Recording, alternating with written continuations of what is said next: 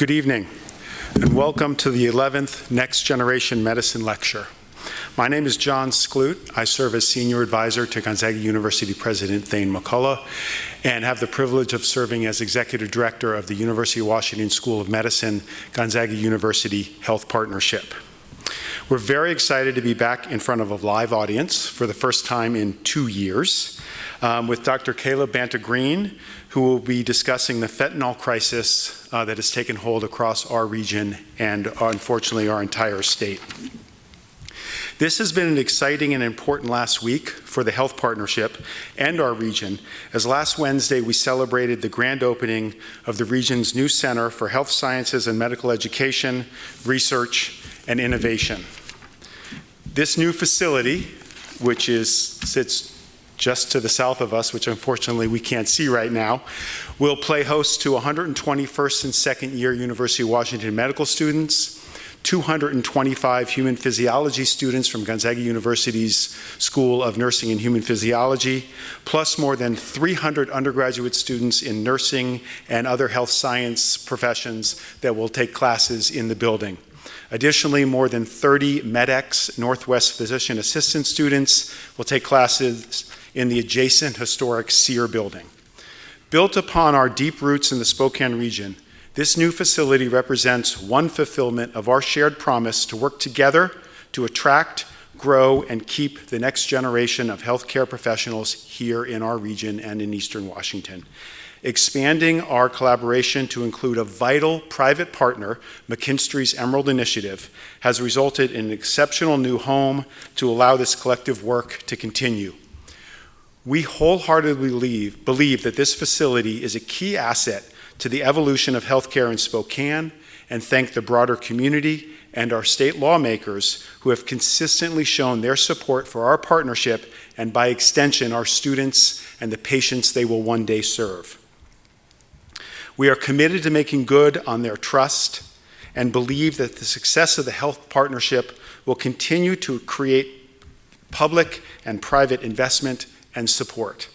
Once again, I'd like to thank you for joining us here for this very important conversation this evening and discussion, and I'd like to turn the podium over to my colleague, Dr. Daryl Podick.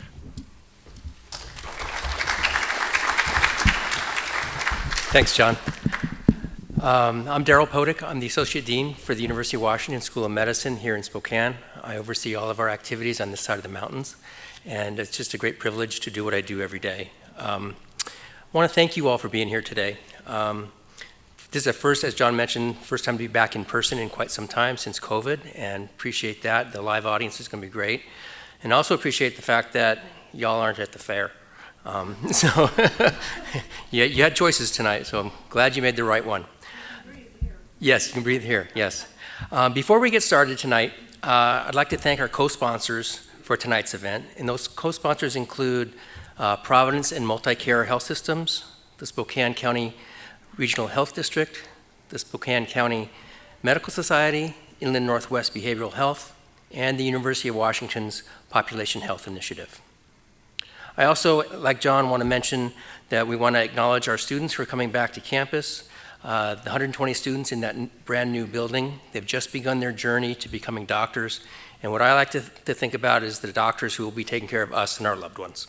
But they got a great space to learn that, and it's just going to be wonderful. We have a great lineup for you tonight, and I think it's just so important, this topic, the fentanyl crisis, and glad you're here. Our primary speaker, as you know, is Dr. Caleb Banta-Green from the University of Washington, and we also have 3 expert panelists here from Eastern Washington. Dr. Banta-Green will speak for about 45 to 50 minutes, and then we'll have remarks from our panelists, and then we'll have a question and answer period. Please save your questions for the end, and we'll make sure we get as many questions answered as we can. Our panelists tonight, I'm going to introduce them now, and so you know who they are when they come up. First is Dr. Amy Burns. Amy is a psychiatrist and is the Associate Program Director for the Psychiatry Residency Program here in town. Next, we have Misty Shalinor, and Misty is the Director of the Treatment Services at Spokane Regional Health District. And then Dr. Caleb Holzer, who's done a lot of great work in our area. He's up in Chewelah, where he works with the Providence Northeast Medical Group. It's an honor for me to introduce Caleb Banta-Green tonight. He's a nationally recognized expert regarding substance use disorders and interventions. His main focus is interventions and to support recovery and reduce substance-related harms. Dr. Banta-Green is a member of the U.S. Health and Human Services Interdepartmental Substance Abuse Disorders Coordinating Committee. How's that for a mouthful? And he has served as a senior science advisor to the Office of National Drug Control Policy in the Executive Office for the President in 2012. Dr. Banta-Green did his undergraduate work at UC Santa Cruz, and then he went on to gather multiple degrees from the University of Washington. And those degrees, as you can see up above, are his master's in social work, master's in public health, and his PhD. He's an amazing guy. He's also the director of the UW Center for Community Engaged Drug Education, Epidemiology, and Research, and he holds faculty appointments at both University of Washington School of Medicine and the School of Public Health. He's been honored with many awards, and I won't go through them. You want to hear him talk, not me. But suffice it to say that Dr. Banta-Green is a leader who turns data into action, builds bridges, and understands equity and health disparities. Please join me in providing a warm welcome for Dr. Banta-Green.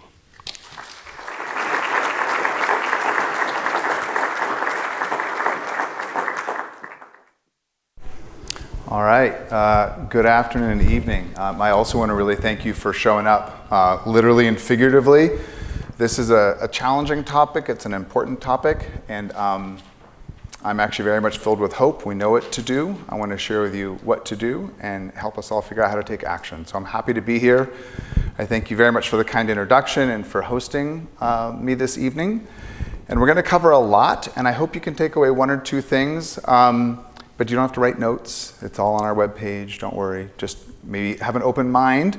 I'm gonna bring up a bunch of different ideas, and I encourage you to really be open-minded as we talk this through, because I've worked in the area of opiate addiction for 27 years, and I didn't think things could be this bad. And so we have to do something dramatically different, and we are not doing that yet, so I hope that we can.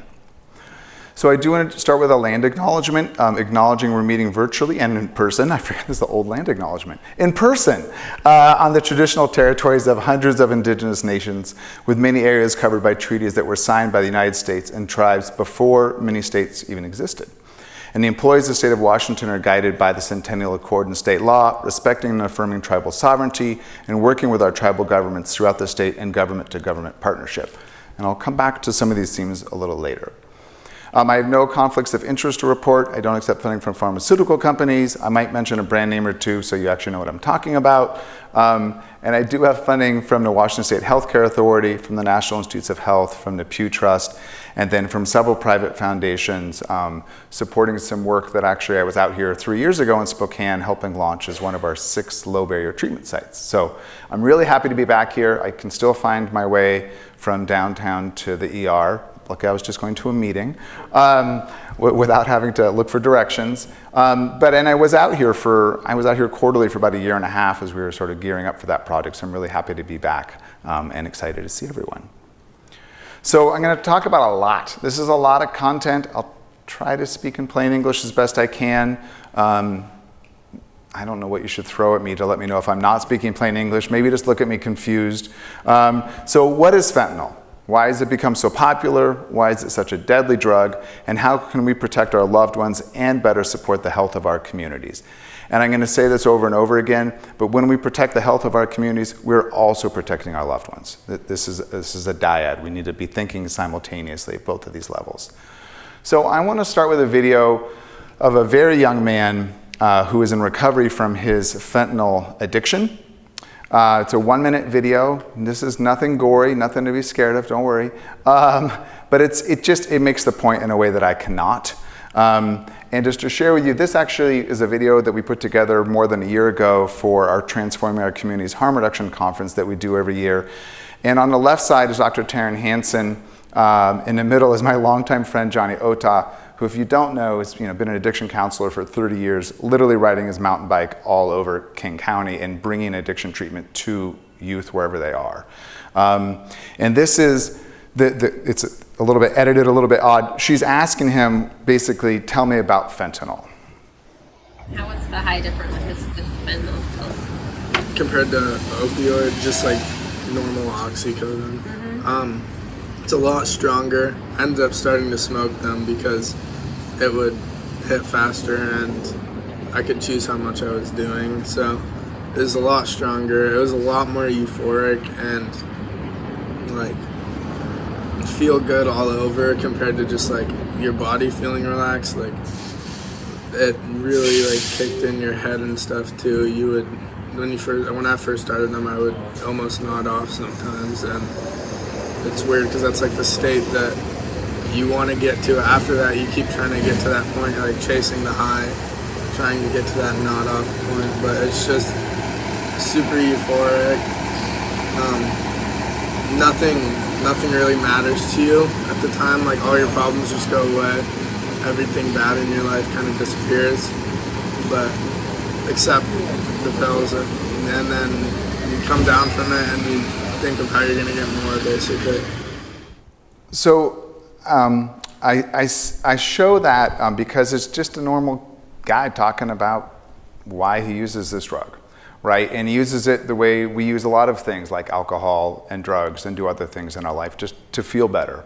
And it wasn't a path he chose, it's a path he got stuck in and down, and he got some support, and he connected with these folks and got some treatment medications, got some counseling. Really importantly, and I'll say it many times tonight, from a kind of prevention perspective, what Johnny Ota has told me repeatedly over 20 years, particularly with young adults, but with anybody, is you have to retain the connection. That doesn't mean you don't have boundaries, it doesn't mean you don't take care of yourself, but you need to retain connection with your loved one. Because when you lose that connection, they're going to seek that connection somewhere else. So that gives a picture, like this is just in the context of his life, it made sense. And I think that's important to understand, because I think it's easy to sort of dehumanize folks who use drugs.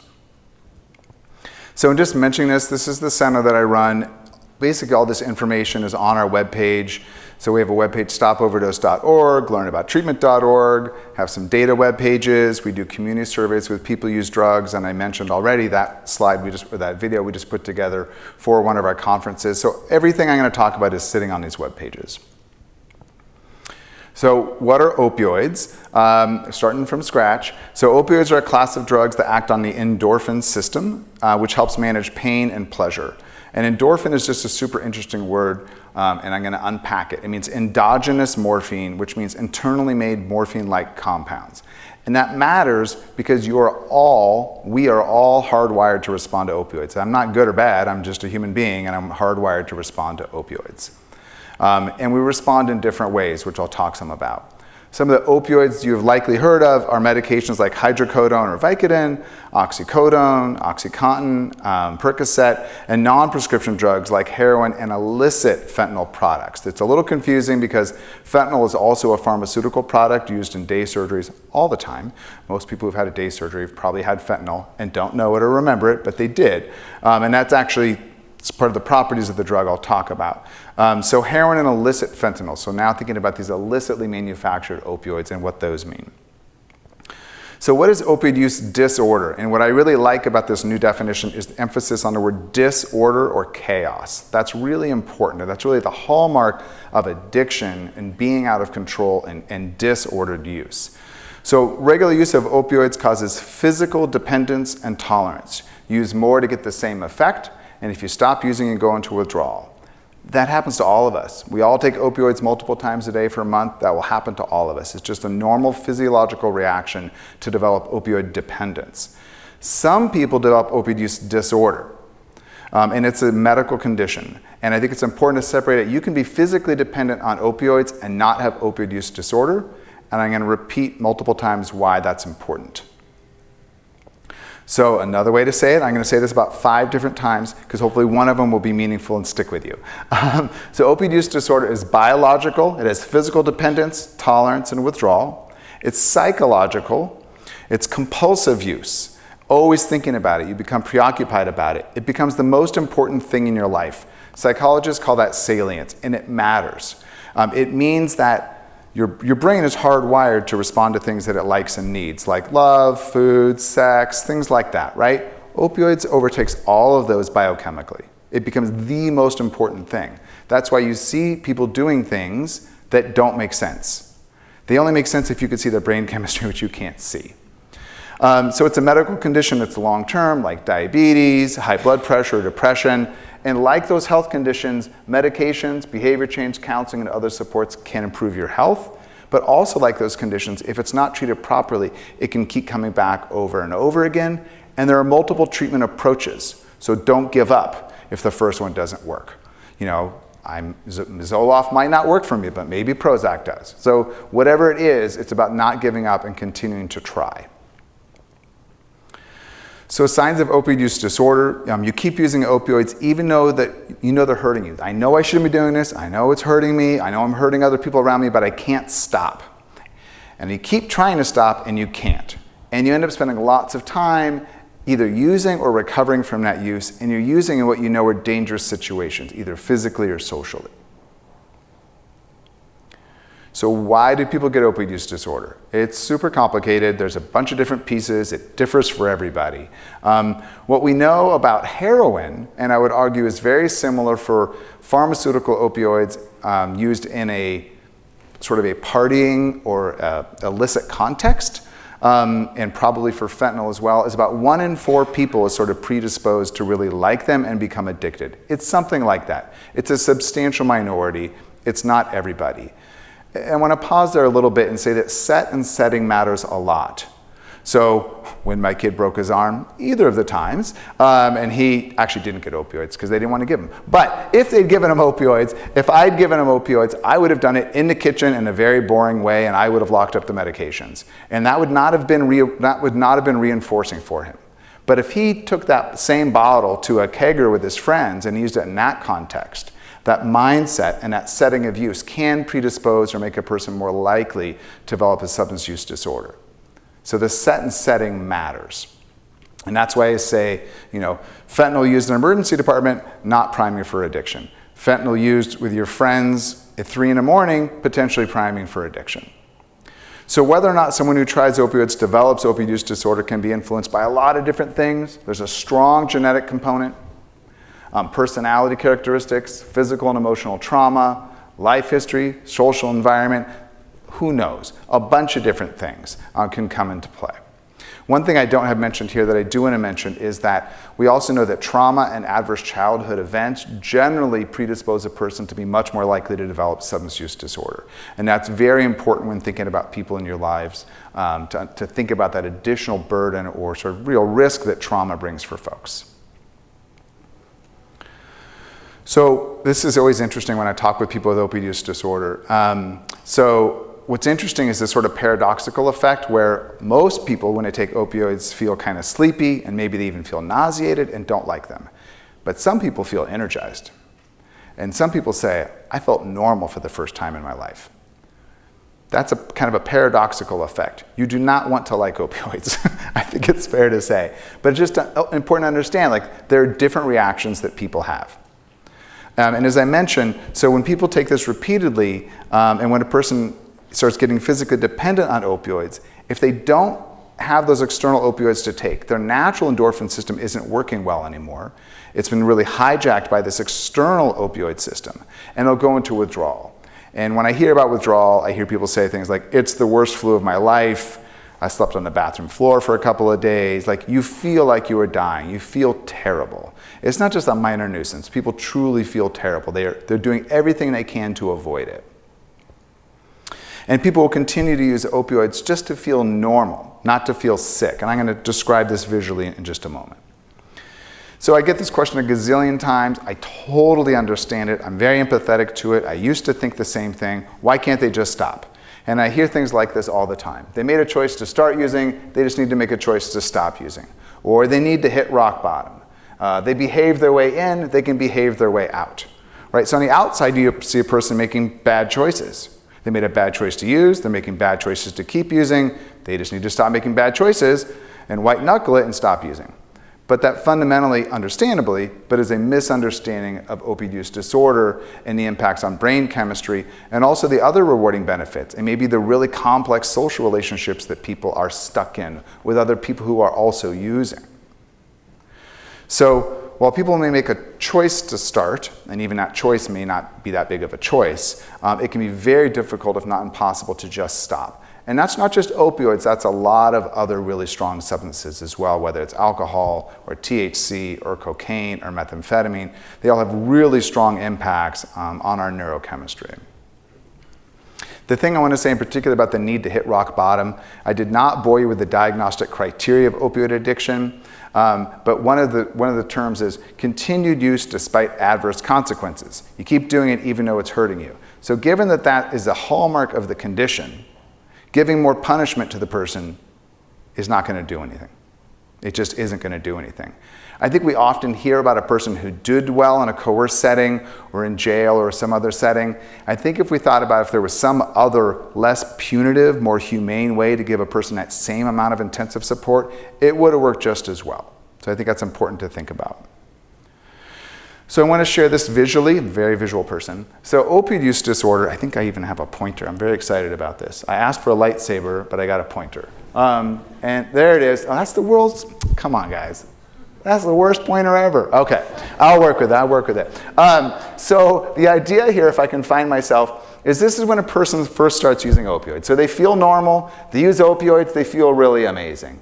And then they crash. They use them again, they feel pretty good. Now this is playing out over weeks and months, I've simplified here, right? So you're using to feel good, and when you stop using, you feel normal. But you start seeing things start changing here.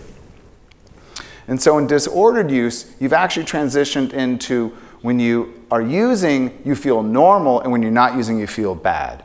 Said another way, you start off using to feel good, you end up using to not feel bad. That's kind of the cruel irony of addiction, is people are not even feeling good, they're just not feeling bad. So when people say they don't want to feel sick or they want to feel well, they're just trying to get back to baseline or that normal range. And with medications, particularly the medications buprenorphine and methadone, which I will describe, you end up just trying to get back to normal. The person doesn't want to be high, they don't want to be in withdrawal, you're trying to get back to normal. And that can take a little while to get to that and find that sweet spot. But with the vast majority of people, you can do it relatively quickly. So I think that's important to see that there's this cyclical nature, things change over time. I just can't say it enough. People start off, we do things that feel good. We don't do things that feel bad. So you start off using to feel good, and then you end up with this physical dependence and moving into use disorder, and you're using to no longer feel bad. So effective treatment for those with, so I'm starting my acronym, I think this is the only acronym, OUD, opioid use disorder. The treatment medications, methadone and buprenorphine, I'll talk about this multiple times, and hopefully our panelists will also talk about this. They support recovery, and they cut death rates in half. In half. And if people stay on those medications, they can cut the chance of dying by more than half, potentially for the rest of their life. And what I want to say about the recovery piece, and I'll probably say this a few more times, people often say that, well, they're not in recovery, they're still addicted to opioids. They're still physically dependent on opioids. And that's why I was saying that physical dependence does not equal addiction. What I care about is a person being in recovery from disorder. I don't care whether they use opioids or not. I care whether they're healthy and safe and in recovery. And that could be with a long-acting opioid medication or not. So a person is not addicted when they're taking a medication under a medical provider's care. So it's about getting out of that disorder, out of that chaos. And in fact, the diagnostic criteria say if you're taking opioid medications under medical supervision and you don't have all the psychological and social problems, you are now in remission. You no longer have active substance use disorder. And I just can't say that enough. It's really, really important to understand that. And it matters because there's a lot of stigma around people who have substance use disorders. And I feel like there's almost as much stigma around those treatment medications because they're really misunderstood. That they are not supporting addiction, they're supporting recovery. And that's not what we're told oftentimes. It's not what we're told by our families, it's not what we're told in support group meetings, it's not what we're told by housing providers. And those people are incorrect. I just don't know any other way to say it. They are incorrect. You can be on treatment medications and be in recovery, and it's really essential that people understand that you understand that you educate other people about that. It's one of the most important things, because our best bet to tackle what's going on with fentanyl is to make sure that people have ready access to treatment medications. So the treatment medications have by far the largest effect on treating opiate use disorder. My colleague, Dr. Andy Saxon at the VA in Seattle, he says the treatment effect of these medications is probably 60 to 70%. And I'm a social worker. I love counseling. You can probably tell already. I love to talk. I actually like to listen even more. The point is that studies show that on average, counseling does not improve outcomes. Now, those are just studies. That's just theoretical mumbo jumbo. What it means is that by far the most effective is treatment medications. People should absolutely get treatment medications, and there should not be a precondition of counseling. We should always offer good quality counseling and social supports. Some people will take advantage of it, some won't. But for too long, we've said you need to stop using, you need to go to counseling, and then we're going to give you these medications. I hope you don't die while you're waiting for them. We don't say the last part, but that's what we are saying. So we need to ensure equitable and easy access to medications, and they can be offered in primary care, they can be offered in treatment programs, and they can also increasingly be offered in really low barrier community-based settings, which is one of the projects I worked on here in Spokane, and some of that work continues to this day. And I think, as I'll talk more about, is really our best bet to scale up access. So just mentioning, we have this webpage, learnabouttreatment.org. It's focused on opioids and stimulants, so cocaine and methamphetamine. There's a lot more resources out there about alcohol. There's another webpage, which I did not name, called learnaboutmarijuanawa.org. I didn't name that one. But there's also some really good marijuana information out there. This is really focused on opioids and stimulants, which are sometimes used separately and often used together. And we have information, this is really important for all sorts of folks, for family and friends. What is opioid use disorder? How do I talk about it? And so on. I'll show you some of the things we have up. But I really hope you'll use it as a resource and share it with other people. One thing I want to talk about is shared decision making. So for healthcare providers, you know that shared decision making is normal. When I got my hernia surgery, the surgeon explained my medical condition, they told me my treatment options, and then I got to choose my care. That sounds normal. Hopefully you get the same thing when you get your care for hypertension or depression. That has not been the case historically for addiction.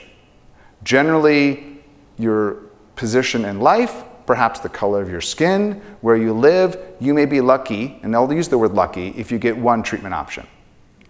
But there are 3 different medications, and there are multiple different settings. So we developed this very simple 2-page shared decision-making brochure, which I adapted from a 64-page pamphlet from the federal government. My job is just to make it simpler.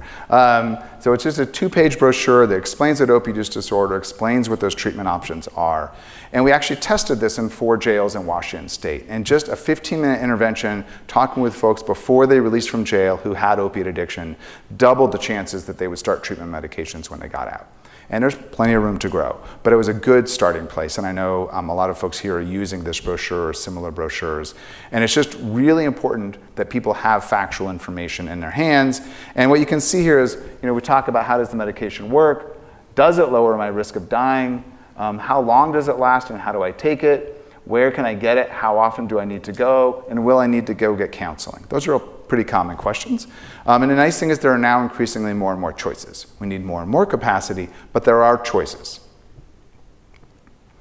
So now, after all of that background, I do want to talk more about what is fentanyl sort of specifically. So it's a synthetic opioid, right? So the prototypical opioid is the poppy and opium and morphine and heroin derived from that. Those are natural and semi-natural or semi-synthetic opioids. Fentanyl is purely synthetic. It's made in a laboratory. It acts on opioid receptors. That's what opioids mean. And I should have said that earlier when I mentioned the different types of opioids. Percocet, Vicodin, fentanyl, methadone, heroin, they're all opioids. They're different in how strong they are, they're different in how long they last, but they're what we call biological equivalents, which means that if you can't get one, the other one will prevent you from going into withdrawal, essentially. So that's important to understand. They're very different types of opioids, but they're all opioids, and they all bind to those opioid receptors, and they can basically fill in for each other. So fentanyl is synthetic. It acts on those opioid receptors. It's extremely potent. It's measured in micrograms, not milligrams. It's just incredibly, incredibly strong medication. It's used during surgery and for severe pain. And what I should say is when it's used for severe pain, it's used in generally a lollipop or a patch formulation that's made to be long-acting, and it's specially formulated. I mention that because there's been a lot of incorrect information that if you accidentally touch fentanyl, you're going to overdose. That is not going to happen. That is just not correct. In order for that patch to work, pharmaceutical companies had to spend a lot of money figuring out how to get it to cross your skin. And that's not just accidentally touching it. So it's very fast acting and very short acting, and as I said, it comes in these different formulations. So what are non-prescription, non-RX fentanyls? So they're illicitly manufactured fentanyl, and there are also related compounds like acetylfentanyl, carfentanil, which is a very strong veterinary medication, and they may be more or less powerful than fentanyl. So there's fentanyl itself, and then there are related compounds. The raw product is generally in a powder form, and it may be tableted or put into other substances locally or out of the country. I'll show you a lot more on that in a moment. And as I mentioned, in a medical environment, you're generally having an anesthesiologist who has a lot of training figuring out how to dose and keep that person safe while they're using fentanyl. That's different than when it's made in a warehouse somewhere, and when it's later packaged in somebody's garage somewhere. Right? So there's no quality control. You have no idea what's in there. You don't know if you're getting a milligram or 10 milligrams of fentanyl in a product that you're getting. So from a production and distribution perspective, from a supply side, it's all about money. Every question can be answered with money. Somebody can make more money, it's profitable. And specifically, the profit margin is very high. I heard a nice talk last week, and he said, well, if you're moving drugs across the border, do you want to have to move something the size of a dishwasher or something the size of a water bottle? Do you want to move something the size of a water bottle? So the profit margin is very high because it's much easier to manufacture, can make it in any laboratory anywhere basically, as opposed to growing poppies in a field, which our helicopters can see, and which takes a long time, which takes a lot of processing. It's just incredibly inefficient.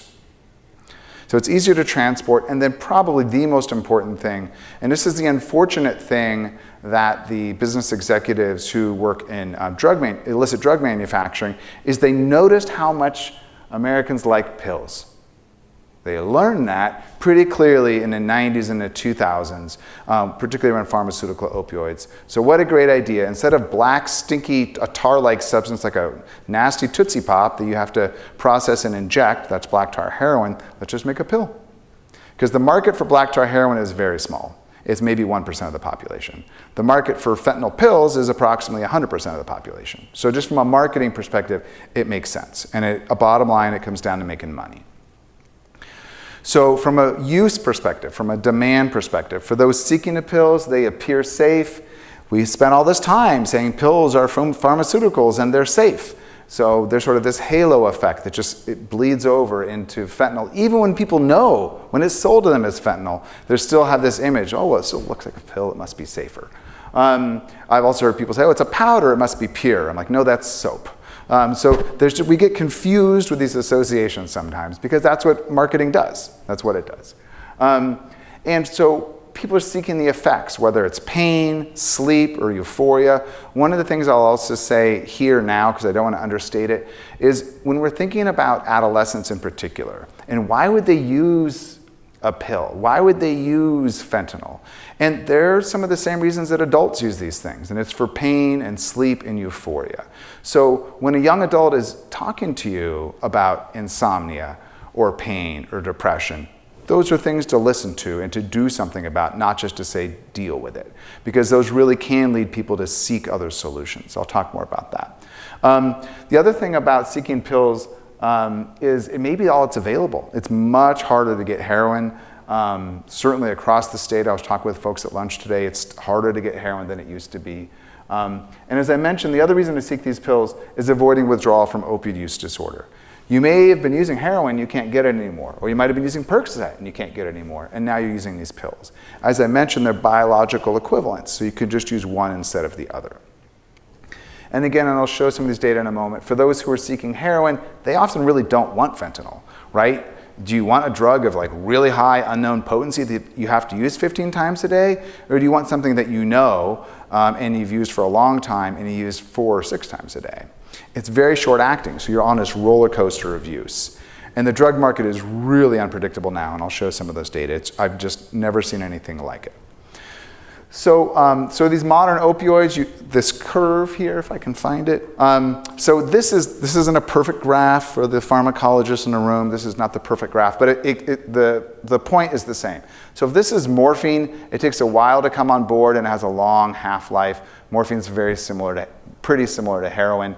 And this is fentanyl or sufentanil, these synthetic opioids. They have a very high peak, very fast time of effect, and then they disappear. So that high peak and short duration of effect, those are the characteristics of a highly addictive medication and a very high overdose risk.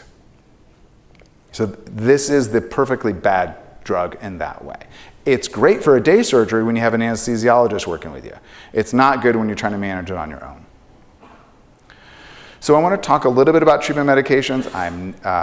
I'm not a medical provider. We will have some medical providers who can say more, but this is sort of my current thinking, and I'm trying to stay really on top of this because these medications are really important tools for us to be aware of. So methadone as a medication can work very well for fentanyl.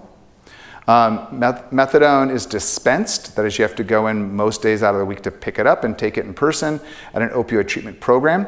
Highly regulated programs, provide lots of structure. I did my social work training in one. They're awesome for some people, and they're terrible for other people. Some people need and love and thrive on structure. Other people do not. So it's a really great option. It's a really good medication, and it can be a really good setting for some folks. Buprenorphine can work well for fentanyl, and I'm looking at the doctors as I say this, but the dosing and form are still being optimized. That is, we're still figuring out how to use it best. There are different approaches, high versus low dose. Do you use it as a daily oral medication? Do you do a monthly injection? One of the things I think is very important, no matter what, is it can be more challenging to start medications, is we need to be staying in really close contact with people over those first few days when they're starting medications. And if they struggle and aren't able to start that first time, invite them back again and again and again and again. I'm not going to show the data, but we did a lot of work looking at all of the buprenorphine used in Washington State, look at all the prescription monitoring program.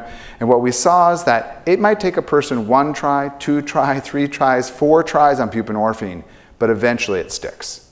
And you don't know who it's going to stick with when. So the point is you just don't want to give up. And part of that is, you know, that's a big mind shift. That's a big culture shift in terms of healthcare and how we deliver healthcare, appointment-based, you know, you get one chance, all of those things. This doesn't fit that model. It just doesn't work in that model of care. Without saying too much, so I'll just say methadone is a full opioid, has a full opioid effect. Buprenorphine is a partial opioid, has a partial opiate effect. So that's methadone. The more you take, the more effect you get. Buprenorphine, the more you take, more effect you get until a certain level. It has a threshold effect or a ceiling effect. Naltrexone is a pure opioid blocker, and that sounds great, but it turns out it's not as great as we thought. Particularly in the context of fentanyl, you need to have used no opioids for at least 5 to 7 days. That's very, very, very difficult for anyone to do, particularly someone who's using fentanyl, where they have a very, very high tolerance and they're used to using in a cycle where they're using with high frequency. So we can talk more about that later. So just to reiterate what you already know, it's everywhere. When there are drug busts, they're getting tens of thousands of pills, if not hundreds of thousands of pills. The supply is enormous. And it's kind of interesting. We used to think, oh, it's cheap. The pills are $3 to $5. But increasingly, we're seeing people using 10, 20, 30 pills at a sitting, 10 times a day. So they kind of trick you. Oh, it's only $3 until you've just spent $300 or $500 in a day as you develop tolerance. So there's just a lot of them out there. You can see some of what these pills typically look like up here. And then this is what we've seen in police evidence testing, just what is going on in this very strange graph. What this is local police evidence that's sent to the state crime lab for testing. These are those data. And the weird graph at the end, this gray area, is we had a change in state law a year and a half ago with a state Supreme Court case that essentially made drug possession cases no longer illegal. So submissions went to close to zero because almost no possession cases were getting submitted, maybe larger scale cases. So that's why we have this very weird time trend. But you still see some really important patterns. In light blue, you see heroin increasing over this very extended period of 20 years. You can see here where pharmaceutical opioids came up and then went down. That decline is right around the peak of prescribing, where there was also a lot of diversion. So the prescription opioids went down, and that blue line came up a little bit. The red line is essentially fentanyl. Trust me, it's fentanyl. Where we saw basically none, maybe 1 to 3 cases a year. And while the numbers aren't huge, they went up even in this era when everything else was tanking. So this is not a great data source anymore, but it gives you some sense of what's out there and what we're seeing from a police evidence perspective. I want to show you a couple of specific examples. These are cases, I think, from May, if I remember correctly, from the King County Medical Examiner's Office. These were people who died. They had drugs on them, and they submitted these drugs to the special testing lab at DEA, and these are the detailed results. I'm going to show you 2 cases. This is the blue M30 pill that is still the predominant form of fentanyl right now. That is also a branded product, an oxycodone product. But unless you got that prescription bottle from a pharmacy, the chance of it being oxycodone is approximately 0. Anywhere else, you're looking at fentanyl. And in this case, what's actually interesting is there's actually a lot of acetaminophen in it, which, by the way, isn't very good for you. And then you can see fentanyl at 1.5 milligrams. Just to share with you, it's a little complicated, but bear with me. My understanding is that a lethal dose of fentanyl is about 2 milligrams. But that's on average, and also when you're smoking a pill, you're not getting all of it. So obviously not every pill is lethal, but that's still a good chunk of fentanyl in one pill. And then you can see some of these other products, very, very small proportions that are generally, those are products of manufacturing the fentanyl itself, the 4-AMPP and acetylfentanyl. So essentially the pills are typically Tylenol and fentanyl. Who knows how much, but this is an example. Now we're starting to see more powder. This is a powder product, and what you can see here is there's acetaminophen, there's fentanyl, there's methamphetamine, there's a bunch of weird stuff in there, there's designer benzodiazepines or anti-anxiety medications, literally there's a ton of different things in that product.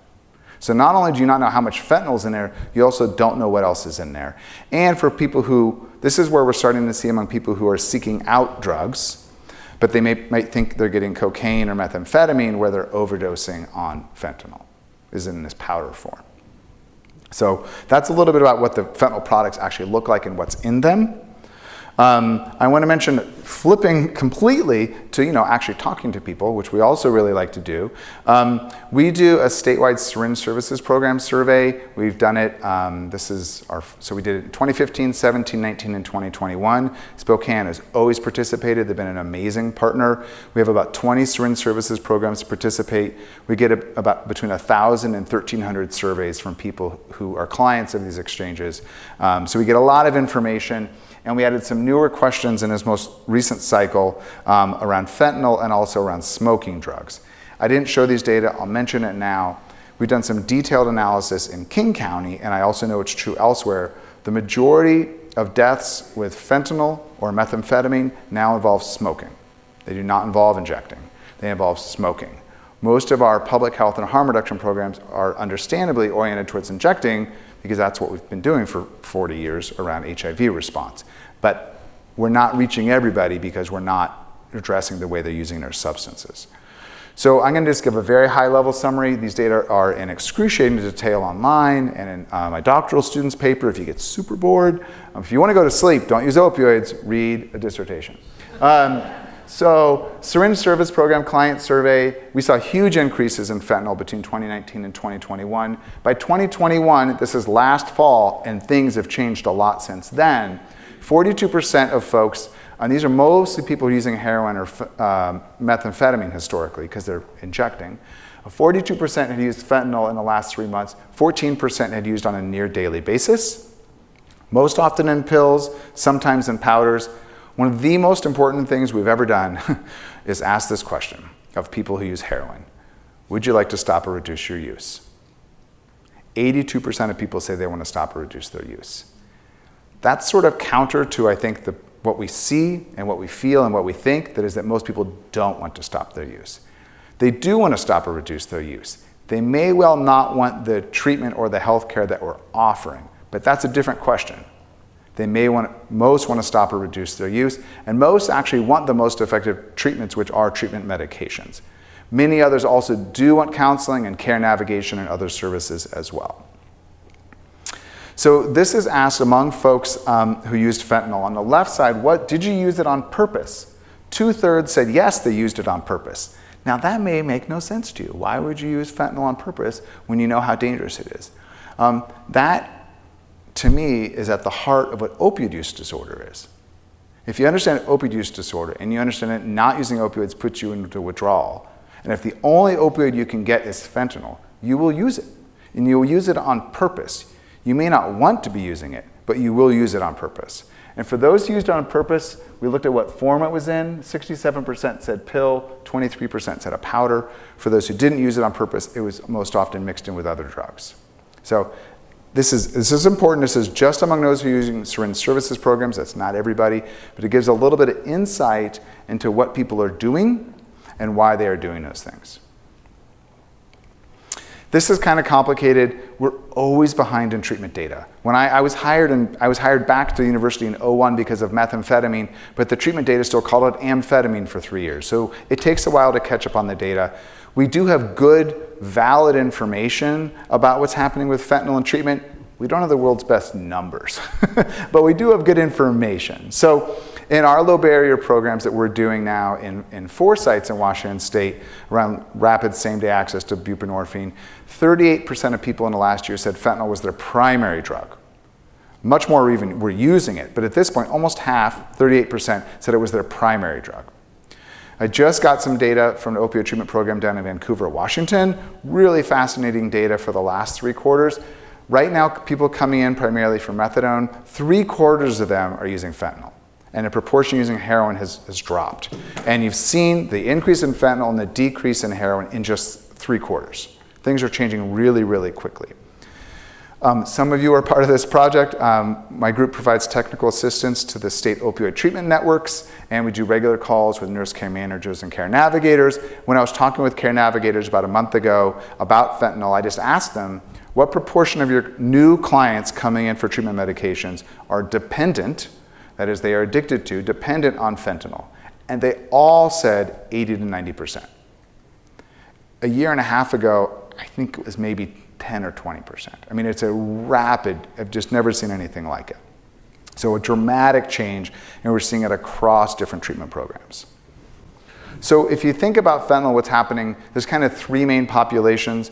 There are teens and young adults who do not have opioid use disorder.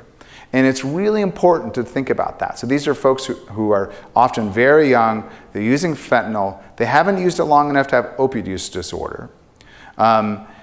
So we're not even talking about treatment medications yet. We're talking about both prevention and harm reduction simultaneously. Sort of historically, the way I was trained is you do prevention, and then you do treatment, and then you do harm reduction, and then you do recovery. And what I can't say loudly enough is we got to do all of them at the same time for everybody. We have to make them all available simultaneously, and I'll talk more about that. So the point is, we have this idea that you can't talk to adolescents about stuff because it's going to make them do that. That's not actually how it works. That's adults being scared to talk about stuff. And it's the same thing with drugs or sex. Right? That's just, we know this. It's really important that we are doing both prevention messaging and harm reduction around fentanyl with adolescents. The video you saw, the reason his face was obscured is because he's 17. Right? We're increasingly seeing more and more people, 15, 16, 17, not just with opioid use disorder, but very tragically with overdose. I mean, historically, most people who died of an overdose had addiction. Now we're seeing a lot of people dying from overdose before they even develop addiction. We're also now seeing teens and young adults with rapid onset opioid use disorder, people developing opioid use disorder in a few months whereas when I was working with people using heroin, it would often be sort of multiple years. It's really compressed.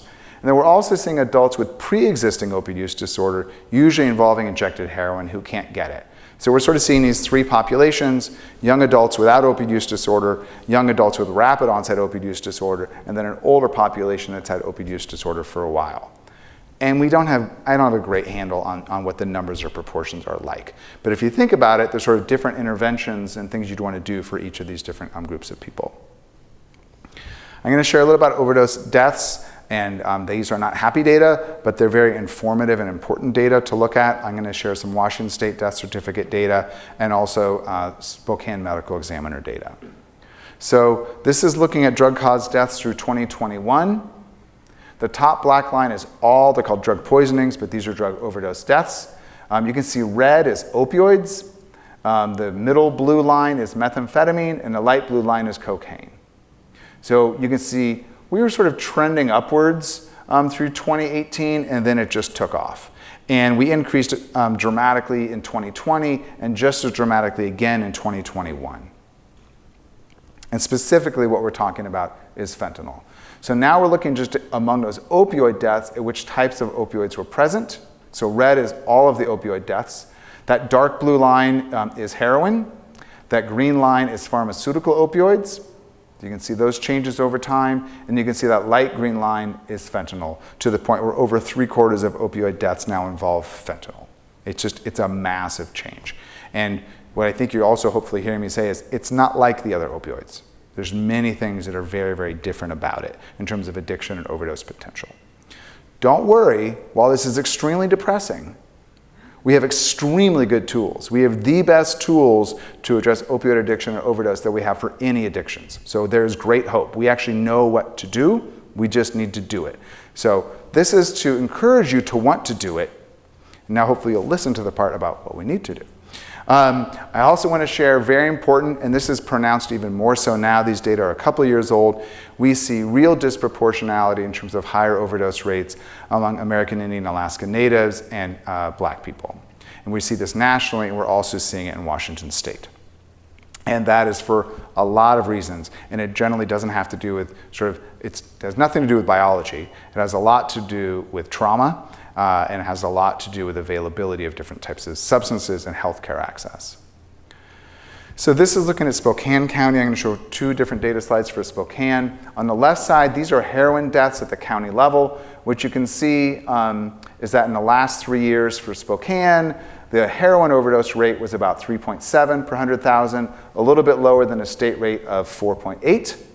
And on the right side, you can see synthetic opioids. This is entirely fentanyl. You can see twice the rate. We now see twice as many fentanyl overdose deaths as we do heroin, and that's over the last 3 years. The ratio is surely much, much higher, as I'll show you in just a second now. So the rates are slightly lower than the state average, but not a lot, and they've increased a lot quickly. These data are from the Spokane Medical Examiner for the last 3 years. I'll just start with the yellow one. The yellow is fentanyl. Yellow is fentanyl. So 108 fentanyl-involved overdose deaths last year in this county, up from 28 the year before and 11 the year before that. That's stunning. That's a stunning increase. And you can now see also relative to heroin, which there were 33 last year. So that ratio has gotten much more skewed. So we're seeing increases in methamphetamine, sometimes in combination with fentanyl. Sometimes not, but really dramatically what's happening with fentanyl is quite striking. So why the huge increase in overdoses? Sort of put some of these pieces together. There's a lot of demand, whether it's untreated substance use disorder, unidentified or untreated stress, mental health, and pain conditions, and yes, sensation seeking. And I don't mean sensation seeking in a pejorative way, but people are trying to feel better, or they're trying to feel good. And unfortunately, that demand is being met by a drug that is who knows what, but probably really strong. And it appears safe. So it is a bad situation in terms of what's happening, and you're seeing the consequences of that. But when it comes to tools, we have really good tools. This is from our webpage, stopoverdose.org. And we have a ton of information up here around opiate overdose, how to recognize it, how to intervene in it, how to follow up on it, how to find the opiate reversal medication naloxone or Narcan. It's super important. This is essential that we do it. It's also not enough, right? Naloxone is essential, but it basically buys a person an hour. It reverses an opiate overdose. It can save and has saved many, many lives, probably thousands of lives in our state over the last 5 years or so. But it's not enough. We're not done when we're talking about overdose and naloxone. We have more information around fentanyl, specifically around overdose risks, and there are some harm reduction things that people can take, including using fentanyl test strips to actually have a better sense of what they're taking. And we're beginning to work on expanding, will be really happening next year, a more comprehensive drug checking approach so people will get detailed results about what's in their substances because they don't know. This is some nice educational materials that are available online, and you can see different materials for different audiences. But at the high school level, I have an 18 and 22-year-old, so I've been talking lots to high schools. I think the don't faked out is a pretty great one. That's pretty straightforward about not being faked out. On the upper right, I'm just not going to have time to do it today, is one of the forms of naloxone or Narcan, the overdose reversal medication. But the point is, there are plenty of educational materials out there. You just have to have people willing to put them up and talk about them and be knowledgeable about it. It's also essential if a person's doing overdose training that they know something about opioid use disorder and how to treat it. Because somebody's always going to hang out after the overdose training and say, okay, my kid's already using, what do I do? So we also need to be informed about how to treat addiction. This is a really nice webpage called lacedandlethal.com that is specifically targeting messaging for young adults, which I would be the worst person to ever do, as my kids will tell you. So they hired professionals to do it and test it and talk with young adults. So this is really, really nice resources around fentanyl and also naloxone. So I want to talk a little bit about harm reduction. So the basic harm reduction messaging around drugs and alcohol, right? It's all the same. It's safest not to use. That is true. And when you do use a small amount at first, be with other people or notify others. If a person is not responsive, get help. I was talking with media this morning. The thing, if you're talking to adolescents, that I would say over and over again is never let a friend sleep it off. Whether it's alcohol, drugs, pills, if you can't wake a person up, you need to assume they're never going to wake up. And it helps for them to know about Washington State's Good Samaritan overdose law that was passed in 2010 that basically says if I have an overdose and the other Caleb is there and seeks help, we both get immunity from drug possession charges. For drug possession, it also applies to minor in possession of alcohol. So most adolescents don't know that. They're just scared of the cops. So it's important to educate them about the Good Samaritan law. And then if you do suspect opioids, even if you just suspect opioids, give naloxone. It's not going to hurt in that situation. I'm not going to do an overdose training right now. There's tons of materials online. Please take a look there if you're interested in that. So more about harm reduction. It's a common approach. When I talk to medical providers, they're like, I don't understand what the big deal is about harm reduction. That's what healthcare is. That's how I work with all of my patients. And maybe you guys will speak to that, sort of those commonalities. That might be a helpful thing. But if you think about it in the context of diabetes, for instance, if I go get treatment for diabetes, the medical provider doesn't say, did you give up cake? Because I'm not treating you if you didn't give up cake. Oh, here's some insulin. Oh, you started using cake again? I'm taking back the insulin. Oh, you didn't go to your weight loss support group? I'm taking back your insulin. We don't do that in diabetes. We do that all the time in addiction treatment, all the time. So really trying to think about how we engage with people. And so harm reduction really prioritizes health and safety first, keeping a person alive today. It's a lot about connection and building trusting relationships. It's about stability, getting off of the roller coaster of substance use disorder in the short term, and bridging that to the longer term. And it might take a while, because it's hard work. It can take a while. So I really see harm reduction as an essential part of this continuum of care. And I think it's really the biggest front door we have to be of service to every person every day. I can't say that enough. I want to have something for everybody every day. And if I don't have harm reduction as one of my tools, I can't do that. I can't do that. And I think it's also important to understand abstinence is a form of harm reduction. It's not the only form of harm reduction. They're not in conflict with each other. It is a type of harm reduction. And what's also important to understand is that recovery from opioids and stimulants takes quite a while. John Kelly at Harvard does a lot of work on recovery timelines. Alcohol and THC, many people, they can really get to a good place of recovery in about a year. But with opioids and stimulants, it's more often 2 to 3 years. And during that period of time, they're often still using. And so you're doing treatment and recovery support and harm reduction all at the same time. You have to be doing comprehensive care for folks. So harm reduction, we think about supplies, we think about naloxone, safe for use equipment, fentanyl test strips, but I can't say enough about how much it's services and people and connection. And those people can be peers, care navigators, counselors, nurses, prescribers, all of the above. It's really important to have a really nice diverse team that can engage with folks. And harm reduction needs to coexist with prevention, treatment, and recovery. It's not the end of the line. It's integral throughout the whole process. So I want to put these both on screen. I did this morning. I'm like, I kind of like this. So this is the definition of harm reduction from the Harm Reduction Coalition. Harm reduction is a set of practical strategies and ideas aimed at reducing negative consequences associated with drug use. It's also a social movement built on a belief in and respect for the right of people who use drugs. I think we forget that people who use drugs are people first. They are not their drug. They are people first.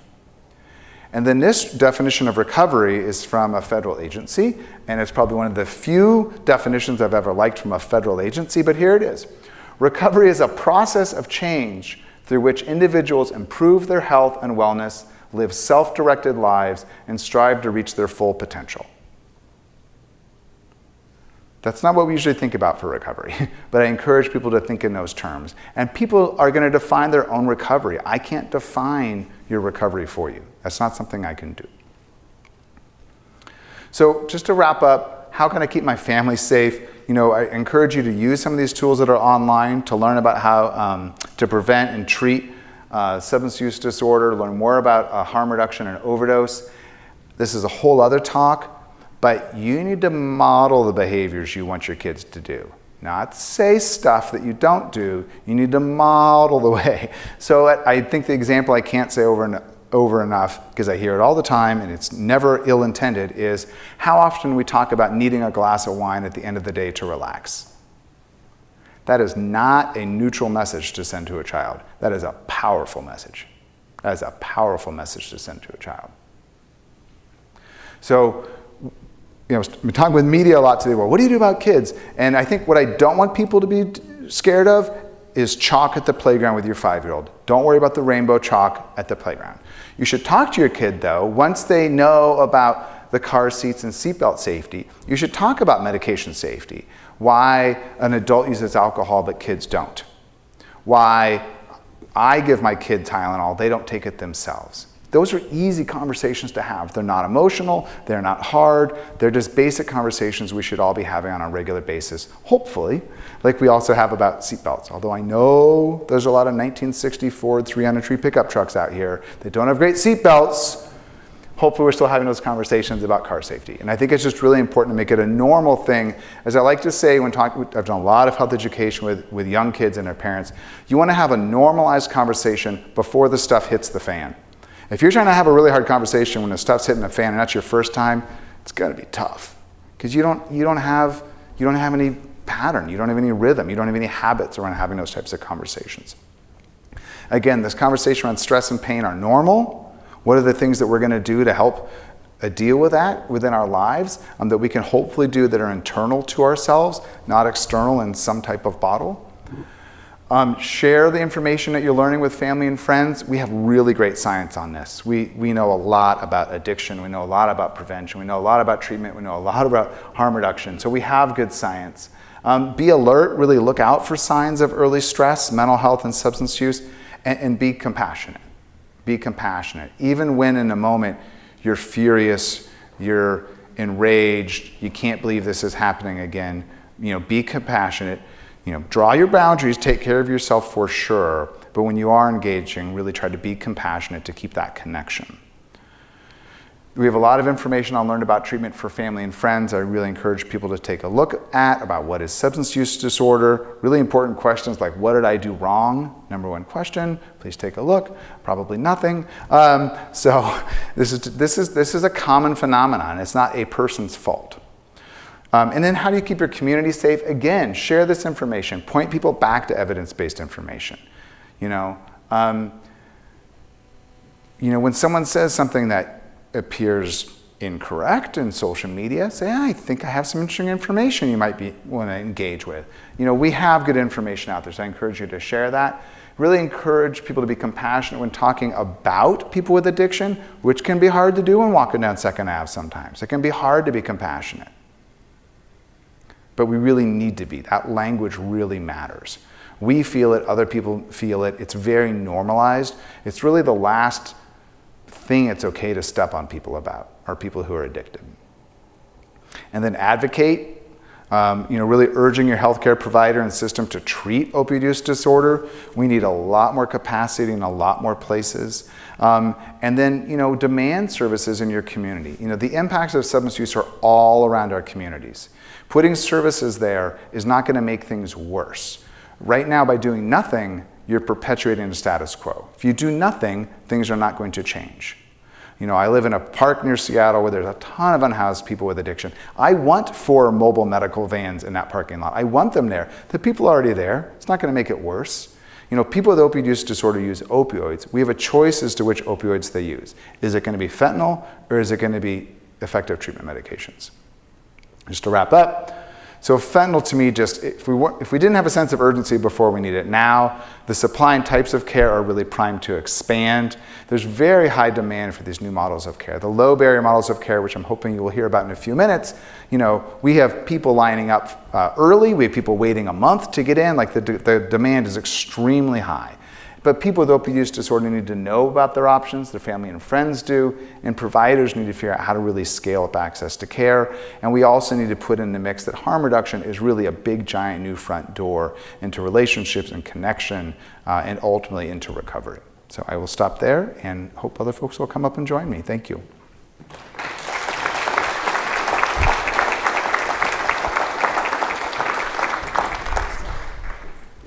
Thank you, Caleb. I told you it was pretty wonderful, didn't I?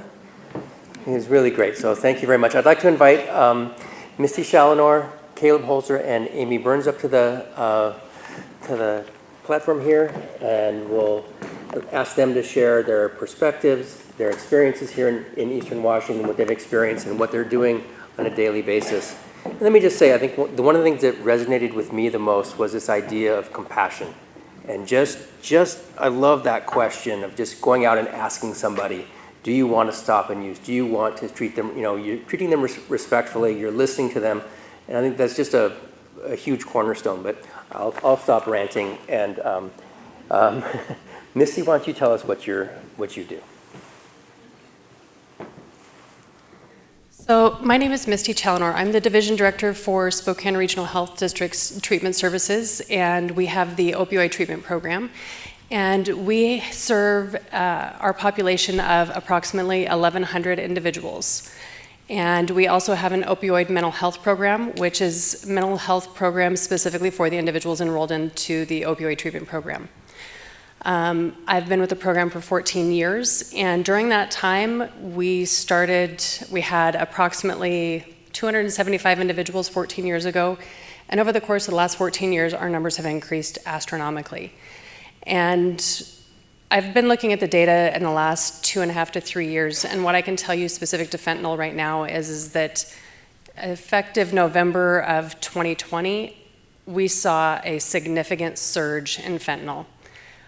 That's when we started noticing our numbers increasing with fentanyl in our intake admissions, and what we've seen from 2020, 2021, and thus far in 2022 is that we have had an increase just in 2 years' time upwards of about 43 to 46% just in the initial intake urinalysis test. We have a phenomenal medical team that work all the time with these individuals that we serve to try and meet their needs, to get them stable as safely as possible, as quickly as possible, in order to ensure that they are stable. But that is a challenge on a regular basis. Working within the SAMHSA guidelines, and I tell you what, the team is amazing and they're doing what they can, and they've made some adjustments within the SAMHSA guidelines that it's small victories, but since May of 2022, they have increased the retention for individuals with fentanyl in their urinalysis from 75% to 79%. And while that may not seem like a lot, within about a 4-month time frame, that's pretty significant. So that's just a brief synopsis of kind of where we're at right now, but it's an ongoing battle that we're doing what we can and trying to find ways to expand our services too. Do you have an ask for this community to expand those services? How would we do that? So I think kind of piggybacking on what Caleb had just wrapped up with is a lot of stigma. Stigma is so under-acknowledged in our community in so many ways. There's so many individuals that think that addiction only affects those that look the part, and it's not accurate. Our individuals that come seek help are from all walks of life, all nationalities, and unfortunately when they come to us, a lot of times they're ashamed, they're embarrassed because they can't talk to others. And they're ashamed to do so because when they do, people look at them differently, they are treated differently, and when they actually come forward, people act like they've got something that's contagious. They act like they've got COVID, and they want to keep their distance. And it's unfortunate, and then they can't get the services that they want because they don't get the same treatment that they would otherwise. Stigma is the biggest issue I would ask that people are aware of, and if you know somebody who's struggling, don't treat them any differently other than with compassion. So I think that's the biggest piece that I would ask as a takeaway, piggybacking on what Caleb had just mentioned. All right, Caleb? Hi, I'm Caleb, and I'm a family doc up in northeastern Washington here in Chewelah and Colville. I work with Providence. I do outpatient medicine, regular full spectrum medicine, like a lot of family docs, and also work in the hospital, do ER work and floor work as well. So I see the opioid crisis on a lot of different levels because I see it in the clinic, I see it with pregnant moms, and I see it in the ER at 3 in the morning when somebody comes in on an ambulance and needs emergent treatment.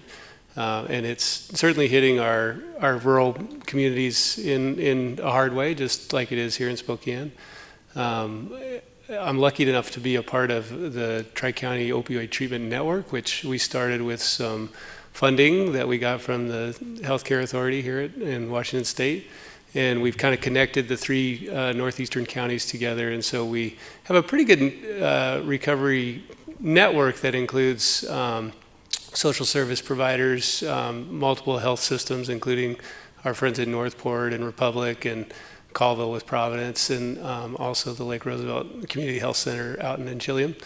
And so we serve all of those communities and try and integrate treatment between primary care providers as well as substance use disorder specialists who do counseling, and then social service organizations that can provide things like housing and other important services for people in rural areas like transportation and mental health care as well. So that's been a great help to our population, I think, is to just kind of get all of the treatment providers and all of the social service organizations on the same page and kind of pulling on the same side of the rope. And I've seen that be pretty effective for recovery.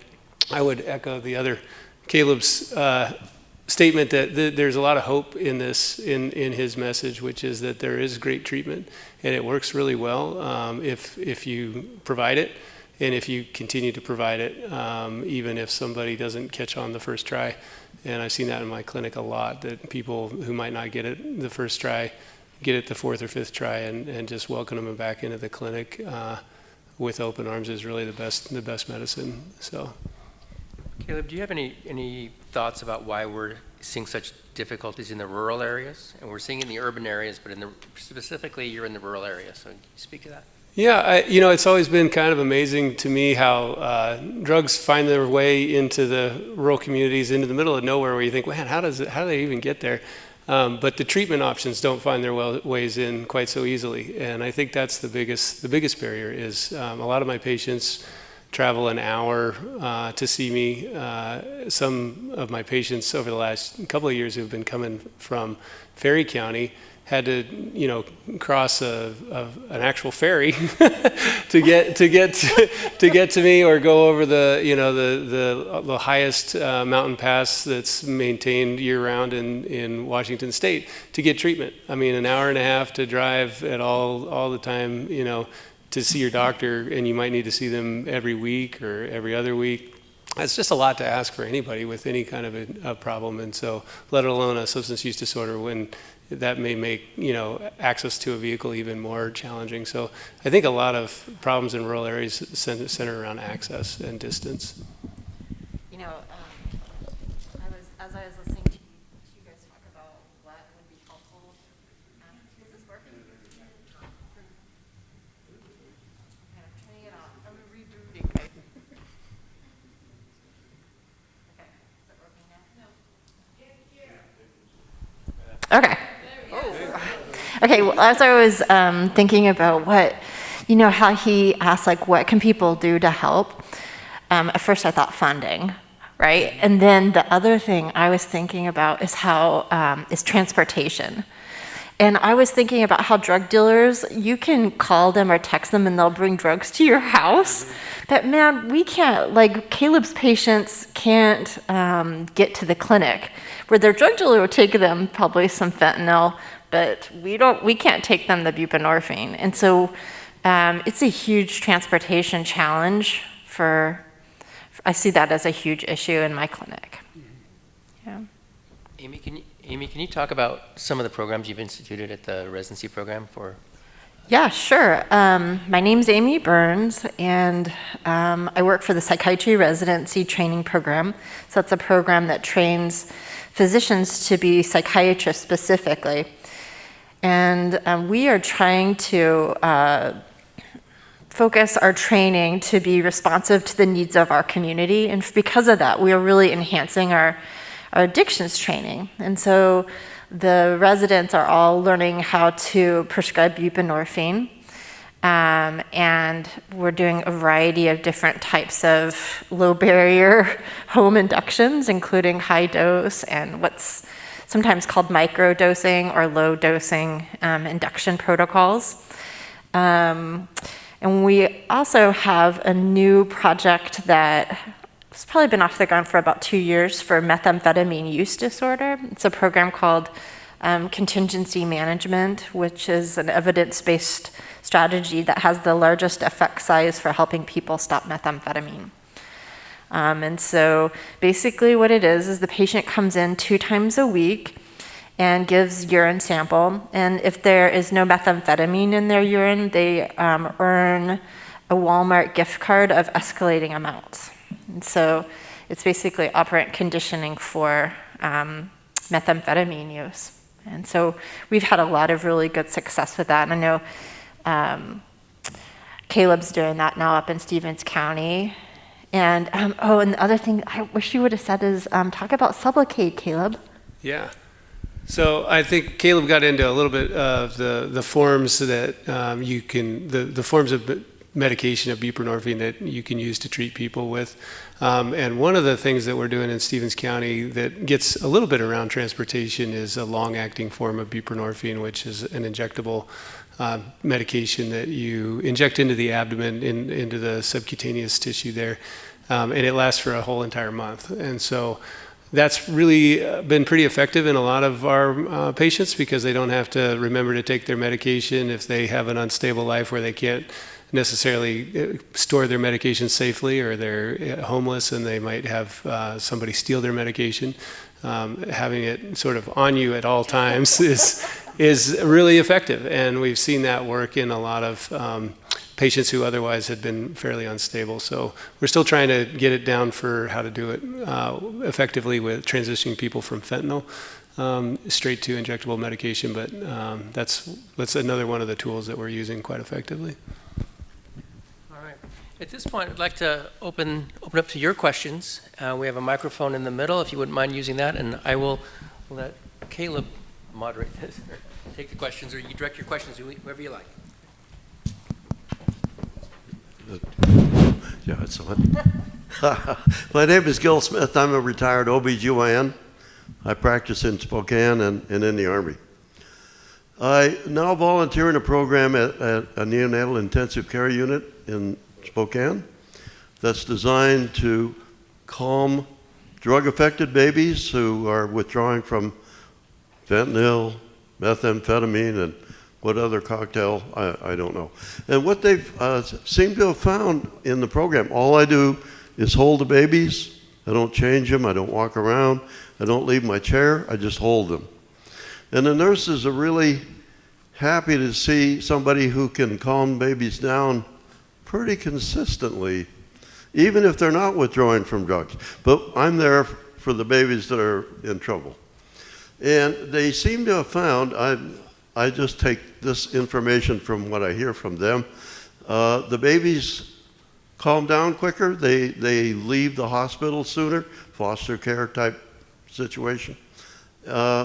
It's been very rewarding to me. I've been doing it for 4 years. I love it. I've always loved holding babies, so I'm now doing it in a different way. It's just a comment.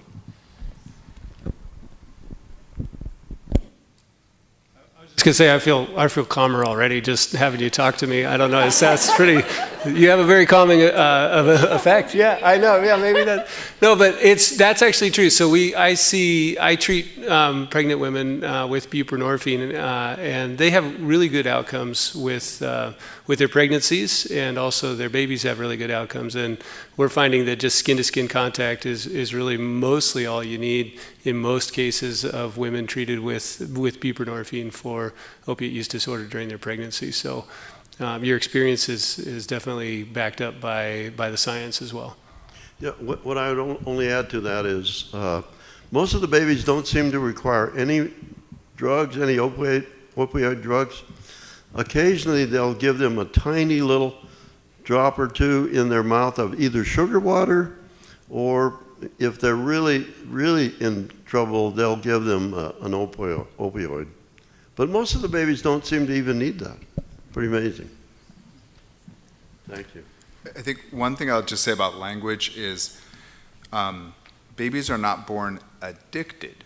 We often hear that term, the baby has addiction. Babies cannot have addiction. They might be physically dependent on opioids for a brief period of time at the front end, soon after delivery, but as we talked about, addiction is not just biological. It's psychological and social, and thankfully babies don't have those things yet, particularly in that context. So I just want to put that out there, that there's also this kind of stigma about, the baby has addiction, and that's just another form of language that I think sort of others those little babies, and it's ultimately not practical, it's not helpful. I don't know if there's anything else you would say about, you've said it already about sort of managing during that perinatal period. I also worked in a child welfare agency for a couple of years, and I know that Dr. Celestina Barbosa here at Washington State University is also doing a lot of work around trying to help mothers be able to room in and stay with their babies post-labor. It's very, very important, of course, but sometimes it takes us scientists a lot of money to document the obvious, is that moms should be with their babies. But there's actually like weird medical discharge reasons that doesn't happen. But I don't know if there's anything else you'd say about that, but I just think it's sort of a medically important period of time for sure, but it also trying to think about how stigma can intersect in potentially kind of a negative way that isn't really necessary. I think the only thing I would say to that is that when I'm talking with pregnant women about what their plans are with their substance use disorder treatment, a lot of women at first want to completely get off of buprenorphine or stop or taper way down, which can be, we know from studies, can be dangerous because you're at higher risk of relapse if you stop taking your medication. And a lot of that, I think, comes from, just in my conversations with my patients, comes from a place of wanting their baby to not feel addicted or something like that. And so a lot of the counseling that I give those patients is that their babies are going to do great, and they're going to be normal babies, and they're going to have a normal birth experience, and they're going to get to hold their baby after delivery, and it's all going to work out fine. And they should continue on the same dose of buprenorphine that they're currently on, and they usually follow those instructions and do really well. So. Just to add to that as well as on our program as well, we have pregnant and parenting mothers that are also on methadone, which again, back to the stigma component, is we have a lot of very successful mothers that have no issues while they're taking their methadone during labor delivery. There's no issues with babies oftentimes, and one of the biggest issues that a lot of mothers come in and they're fearful of is that when they deliver that they will have CPS automatically called because they are on the program and they've got this opioid use disorder medication on board, and that is not accurate. The other piece is that they're afraid that if they choose to breastfeed that the medication will come through in the breast milk, and that is, again, that's not accurate either. There's a minute amount that comes through and it's not enough that's, that impacts the child at that point. So we also at our program have pregnant and parenting mothers, and I just wanted to make sure that methadone is also incorporated because we have a lot of success too in that aspect. And I'll just say one quick thing, and then please, a major question is how long should I be on the medication? So I'm going to ask each of you, how long should people be on medication? That's a trick question. I can give you the answer, but I want to hear how you. As long as the individual needs and feels that it works for them. I'll go with that. That sounds good to me too.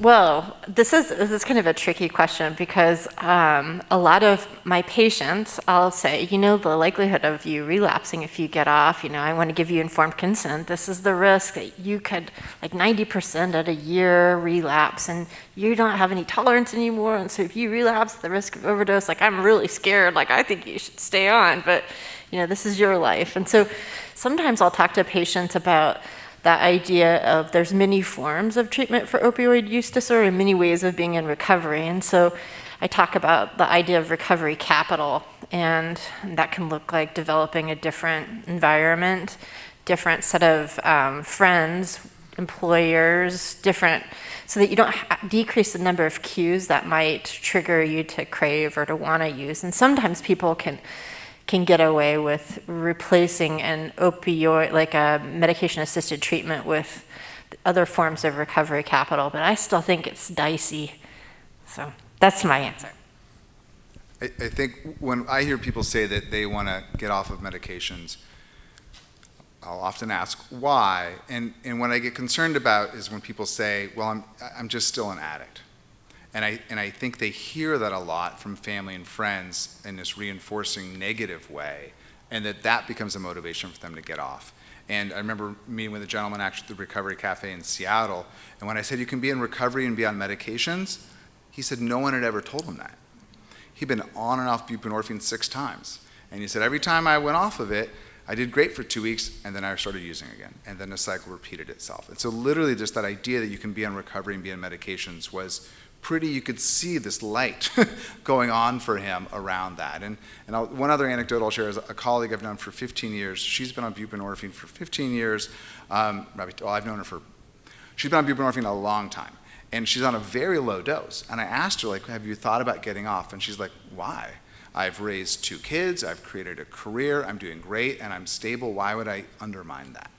You know, she wasn't having negative side effects. She felt and knew that she was in what recovery meant for her. So she was staying on medications. Anyway, probably enough on that. Please. I wanted to say thank you for bringing this topic to Spokane. I believe there should be more seriousness to it. I am a mother who lost her child to fentanyl. My son was a statistic from 2020. He was a former GU student. I found him 4 blocks north of this campus, deceased. He was legally prescribed Xanax. He bought a pill the night after Thanksgiving, and I found him the next morning. It is not just addicts. Thank you for saying we need to treat people with kindness. Unfortunately, my story is being brought to attention, and the terrible things that are being said. They don't know my son, They never knew my son. They didn't know my son was prescribed Xanax because he had anxiety. He was diagnosed with appendix cancer and misdiagnosed with it. So, thank you for saying we must share kindness. I do have a question though. The DEA is calling it poisonings. Why are you not referring to it as poisonings? So there's lots of different language out there around what are we calling them, overdose deaths? Are we calling them poisonings? The technical terminology is poisonings. We don't have empathy for those who overdose. Say again? There is not an empathy for those who overdose. In the media, when we show pictures of people who are on the sidewalk, there is no empathy there because they feel that is what they deserve. I have read those comments from people. Where were Carson's parents? Why didn't they teach him? He messed around, he found out. We need to be looking at this differently. Children are dying, young adults are dying. So two things. First, as a parent and a human, I want to acknowledge your loss, which is devastating. So I'm sad and sorry to hear that, and I'm glad you're here to speak about this. And I appreciate now, which I didn't get the first time you said it, sort of that distinction between overdose and poisonings. And what is very interesting is that when people hear the word overdose, they think addict. And I learned that similarly when I was doing an overdose study in our Harborview Emergency Department. We had a brochure that said prevent and reverse an overdose, and the people on pain medicine said, why are you calling me an addict? I think of overdose as a neutral word. As a scientist, it means more dose than your body can handle. But I think what you're saying is a really important point, is that there's also there's stigma around overdose, and there's stigma around addiction and people that we call addicts. And so I hear what you're saying around that terminology and that people get painted with all one brush. I also think it's important to recognize that people aren't choosing addiction, that these are all people, and whether we call it a poisoning or an overdose, these are people who have a dangerous poisoned drug supply that they don't know about that is leading to their death. And I think that's what we can come around together about, is how do we respond to that? How do we educate people about these pills, about fentanyl, about the potential hazards? So I hope that some of the information here is helpful in that vein. And I don't know if there's other things you want to say around sort of that language and that distinction. I think it's a really important one, and I appreciate you bringing it up. I do have one more question, but if you had a response to that.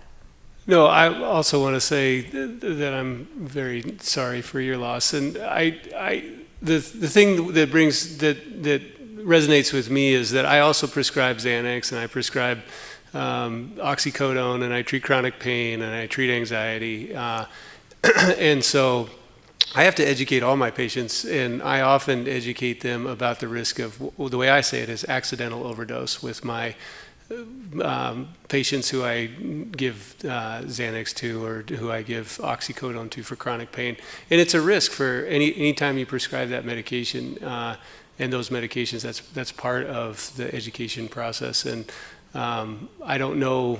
It's an interesting. I haven't thought about calling the risk of poisoning to my patients, but I will think about that. I currently phrase it as with using these medications, even as they are prescribed, you do have some risk of accidental overdose if something in your body chemistry changes that night, or if you accidentally take more than you were prescribed. There's a lot of ways that people can die on these medications.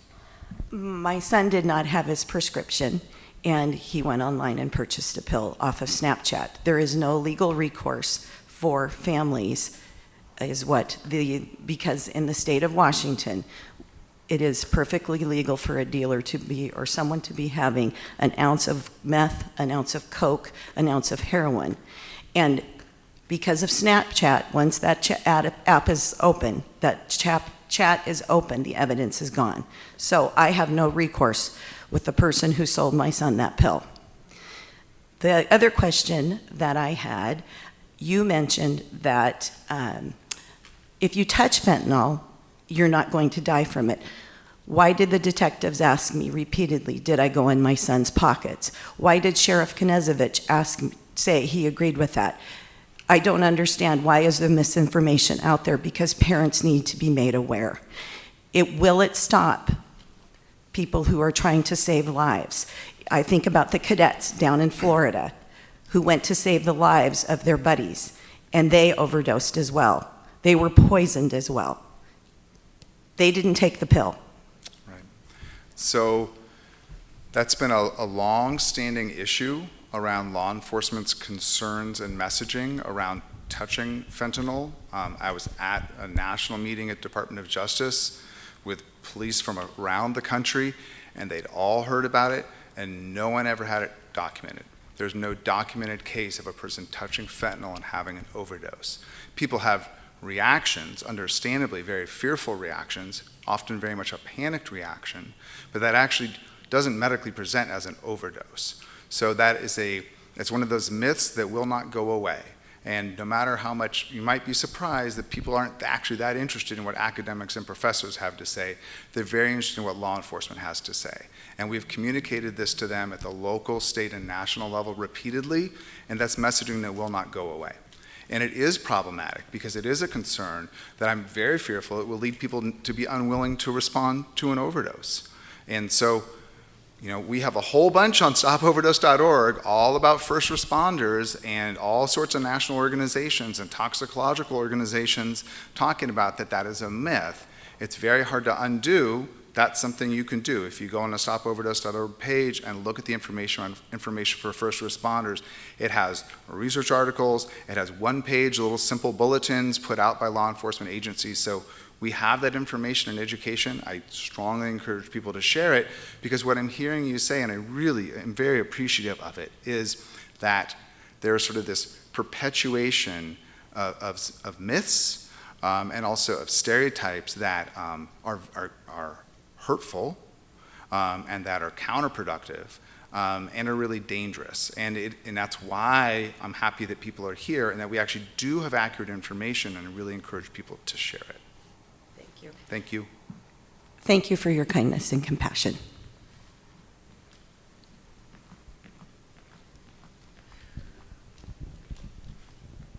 Any other questions? Again, sorry for your loss. I've definitely had fear having a 19-year, a son with substance use disorder after painful surgeries, but that's not my comment. I can relate to the being afraid. So there's an awful lot about use of hallucinogenics lately regarding trying to help people with substance use disorders. Is that at all helpful for the opioid, or is that something that's more been helpful for the PTSD, anxiety, alcoholism? I'm really glad we have an addiction psychiatrist here. I just said it earlier. That's so funny. I have an article on this topic in my bag right there. But okay, so it's becoming in vogue, this idea of doing psychotherapy in the context of psychedelics, like specifically mushrooms, and it's kind of becoming in vogue.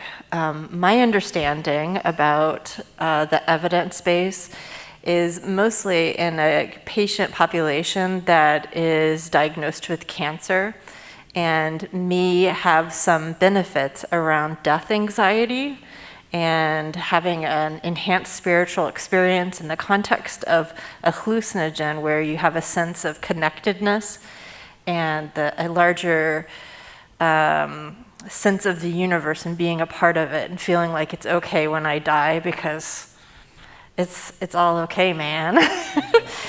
So basically, so that's my understanding of the context with which the research has been done. It's not something that we practice here in Spokane. So that's what I have to say about that.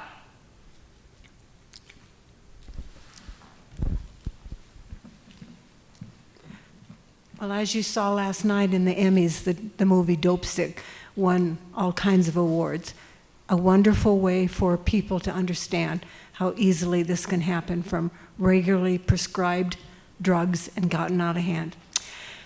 I come from a very dysfunctionally addictive family. My sister died at 48 from drug and alcohol abuse.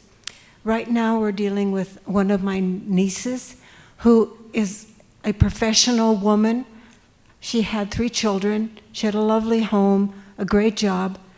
She got addicted to the Xanax and then went on to the fentanyl. She's now living with her drug dealer, and she has lost her home, her job, her kids, everything. Her husband has taken the children. You kept saying, doctor, right from the beginning, you mentioned maintain connection. She will not talk to anybody in the family. So are we to just feel that she's lost? Was there any hope? Well, I would definitely say there's always hope, and I think it's important for you to keep reaching out and trying to establish connection so that she knows that it's there. And it might take a year or 2 or longer till you get that hand reaching back out to you. If she lives that long. I mean, it's a dangerous situation for sure, and I'm really sorry she's in that. But I would encourage you to try to remain hopeful and to keep reaching out and letting her know that you are there when she's ready.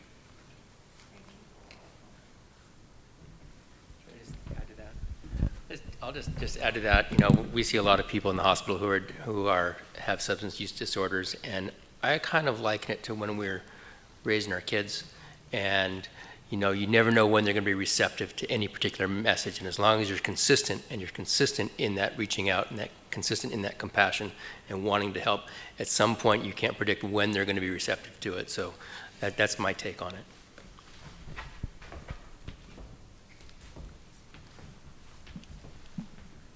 Hi there, I'm Allie. I'm a nursing student in my senior year here at Gonzaga. I heard a few weeks ago from someone not from campus, but who works with our unhoused neighbors quite a bit, about a program that they were working with where they're not a medical professional themselves, but they're being trained in, I'm trying to remember the name of the program, but basically like overdose or poisoning, like the mama before me was saying, response in a crisis situation. And they were, I believe, provided with 5 doses of Narcan to bring with them and keep on their person.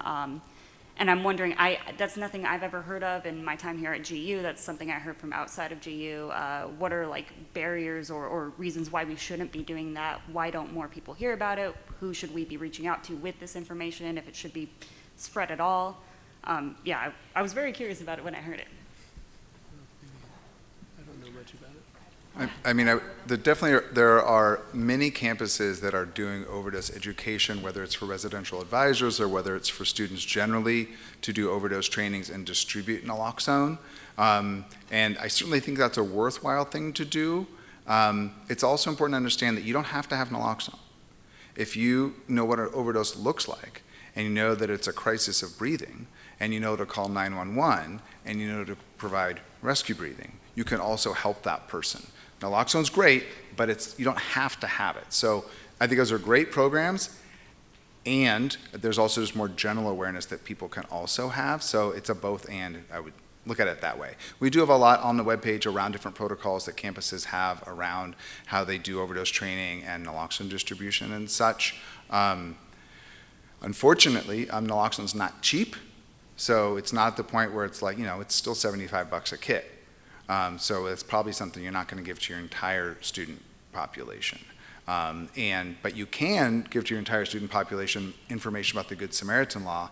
That would go a long way, and that costs nothing. And you can do basic overdose education. And then for people who are at higher risk, whether it's a residential advisor or they have friends or family or they use opioids, those folks might be people to then think about specifically giving naloxone to. Thank you. Okay. I would just, from a clinical perspective, we commonly prescribe naloxone to all of our patients, and all of our, I treat a lot of chronic pain as well, so I prescribe full agonist opioids like, take your pick, but oxycodone, and all of those patients also go home with a prescription for naloxone as well because of an accident could happen at any time, so I think that's important. You know, one of the things I was thinking about is, I think it's ironic, we do the same thing, but one of the funny things is the person who we're giving it to will probably be unconscious. And so I always think like, dude, why am I giving it to that dude? Where's your wife? Like, I want to talk to her. Well, but I've had some of my patients come back and say, I was at a party and I had this with me, and one of my friends, had a bad experience, and I used it on them. So. And most people, we do tell them to have a plan, right? Because you're not going to use it on yourself. So, and we've done a fair amount of research around naloxone. Most people tell other people if they're going to use, they put it out in a visible space and those types of things. So we actually do have requirements that our staff provide naloxone kits to individuals that are at risk of overdose, or if they're in an environment that there's a risk of overdose. So if an individual comes in and says that they are in an environment, or they're still at risk, or they're still actively using, we do provide those kits. So, and if they come back and say that that kit has been used and they're still in that situation, then we still provide those again as well. And really importantly, most insurers are now covering a naloxone kit. And belatedly, but finally, we did get a decision from the Office of Insurance Commissioner that you cannot use documentation of a naloxone prescription against you when making life insurance decisions, which they had been threatening. So just letting you know, Washington State, it is generally covered. Sounds ironic. It is, but we do have a very clear determination. So it generally is available by prescription, and you're actually protected. I mean, I'm glad to hear that, having picked it up for my high school under myself, that they won't hold it against me. The other question I had coming up was, with the legalization of marijuana, we have a lot of our high school students who think, oh, it's just pot, and we just smoke a lot of pot, and it's just pot, not a big deal. And you guys didn't really address any concerns with fentanyl and marijuana use. Are we seeing concerns with marijuana being laced with fentanyl, and is that a concern in our communities? No. No. The short answer is no. We really don't see marijuana laced with fentanyl. Doesn't actually make a lot of sense, and also it's getting burnt, which makes it basically getting extinguished. So that the fentanyl would really be not very biologically active when it's getting burnt. There are other ways it could be used and so on, but I think there was a lot of concerns about that. It really is not something that we are seeing, in my experience. I don't know if you're seeing anything different, but it's, again, another one of these things that is very scary sounding, but we really don't see any evidence of. I will say that for other substances like cocaine and methamphetamine, at this point, at the Syringe Services Program, they're definitely giving naloxone kits to folks who just use methamphetamine because they could inadvertently use fentanyl, and or they may see people who are using fentanyl as well. So that's something where I would have a real concern with those illicit substances, particularly given that powder product that I showed. I think that will wrap us up tonight. I want to thank Dr. Banta-Green. I want to thank our panelists, Misty Challenor, Caleb Holzer, and Amy Burns. I also want to thank our sponsors once again, Providence Healthcare, MultiCare Healthcare, Spokane Regional Health District, Spokane County Medical Society, Inland Northwest Behavioral Health, and the UW's Population Health Initiative. I also want to thank all of you for being here tonight. This recording will be emailed out to you, to all people who registered for the event tonight. And just once again, want to thank you for your time, your interest, and appreciate you being here. So thank you.